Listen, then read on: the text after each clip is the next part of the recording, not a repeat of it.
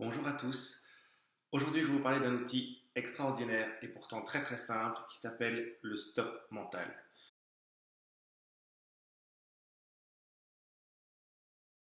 Pour aider à gérer le stress, pour aider à faire face à toute situation qui est anxiogène ou qui est difficile dans l'instant, pratiquer le stop mental va vous aider à pouvoir choisir la bonne action à poser plutôt que d'être dans la réaction.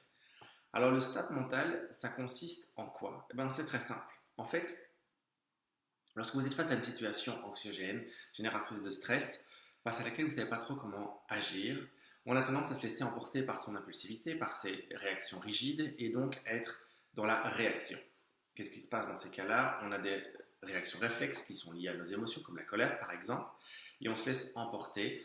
Et il faut savoir que plus on est dans le stress, moins on a la capacité de réfléchir correctement. Et donc c'est important à ce moment-là de pouvoir placer cet acte, ce petit outil qui s'appelle le stop mental. Comment ça fonctionne? Tout simplement, au lieu d'être sur un fonctionnement linéaire, ok, ce qu'on vous propose, c'est de faire une coupure et d'y faire un stop. Comment ça marche? C'est très simple. Stop, c'est 4 lettres. S-T-O-P. S pour step back. Faites un pas en arrière. Si pas physiquement, au moins mentalement. Faites un moment stop. Dites, quitte à dire à votre interlocuteur, stop, donnez-moi 2 secondes. Think pour le T. Penser, imaginer, réfléchir, évaluer. Option pour le O justement. S-T-O-O, option. Option, c'est quoi? Quelles sont les différentes options que je peux mettre en place? Quelle est la pensée qui pourrait être plus constructive pour moi? Quelle est l'émotion dont j'ai besoin à ce moment-là, mais dont j'ai réellement besoin? Pas celle qui va être dans la confrontation, pas celle qui va être dans l'ego, pas celle qui va être dans il faut que je fasse taire l'autre, il faut que je montre que je suis le plus fort. De quoi ai-je réellement besoin? Quelles sont les options qui s'offrent à moi et qui vont moi me nourrir? Ok. Et enfin le P pour proceed. Procéder l'acte qui sera cohérent et en adéquation avec ce qu'on a à vivre à ce moment-là.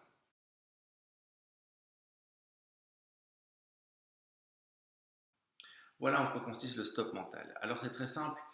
Souvent ce que je propose aux gens, c'est ce que je donnais comme formation quand je formais des agents de sécurité, c'est de se poser les questions suivantes. Vous êtes face à une situation de stress, vous êtes face à un stimuli, face à une personne agressive, face à un embouteillage, peu importe les stimuli. Posez-vous les 3 questions suivantes au moment où vous faites votre stop, votre step back. 1. Qui suis-je? 2. Qu'est-ce que je veux dans la situation? 3. Pourquoi? En gros, qui suis-je va vous motiver à vous dire, ok, j'agis pour qui? Est-ce que j'agis par rapport à l'autre ou est-ce que j'agis pour moi? Est-ce que je suis une personne agressive? Est-ce que je suis une personne violente? Est-ce que je suis une personne colérique? Est-ce que je suis une personne peureuse? Ou est-ce que je suis une personne qui a envie d'une situation juste et qui se respecte en tant que telle? Ce que je veux, ok, quel est mon objectif dans la situation? Ce que je veux, au final, face à cette situation. Est-ce que je veux, face à un embouteillage, on sait qu'on ne peut pas grand-chose. Est-ce que je veux m'énerver pendant 3 quarts d'heure où je vais être coincé pour au final que ça ne change rien à la situation? Ou est-ce que je veux réussir à rester calme et pour mettre mon attention sur autre chose? Est-ce que je veux subir la situation ou est-ce que je veux prendre le contrôle sur ce qui est sous mon contrôle? Mes émotions, mes pensées et mes actes. Et enfin, pourquoi? Se demander vraiment quelle est ma mission là maintenant dans l'instant. Si vous êtes chauffeur, si vous êtes père de famille, quelle est ma mission? Quel est mon rôle? Pourquoi je suis là? À quoi va me servir telle ou telle façon de procéder? Comment ça va nourrir le rôle que j'ai? Vous êtes dans une entreprise, mais vous êtes l'image de l'entreprise. Vous êtes dans une famille, vous êtes le protecteur peut-être, ou vous êtes le responsable.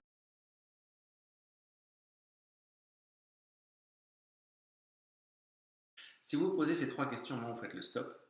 C'est dans l'étape listing, donc du penser. Imaginez donc, qui suis-je? Qu'est-ce que je veux? Et pourquoi? Ce sont 3 simples questions, mais qui permettent de remettre en perspective qui je suis dans la situation. Souvent, on se laisse emporter par ses émotions. Quelqu'un nous agresse, nous insulte, on est coincé, on en a ras-le-bol, la fatigue.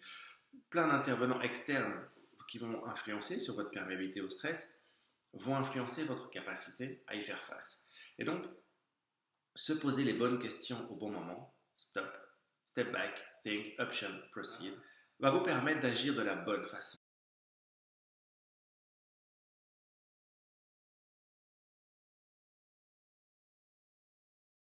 Ok, maintenant que je sais qui je suis, maintenant que je sais ce que je veux, maintenant que je sais pourquoi je suis là, ok, quel est mon rôle au sein de cette entreprise?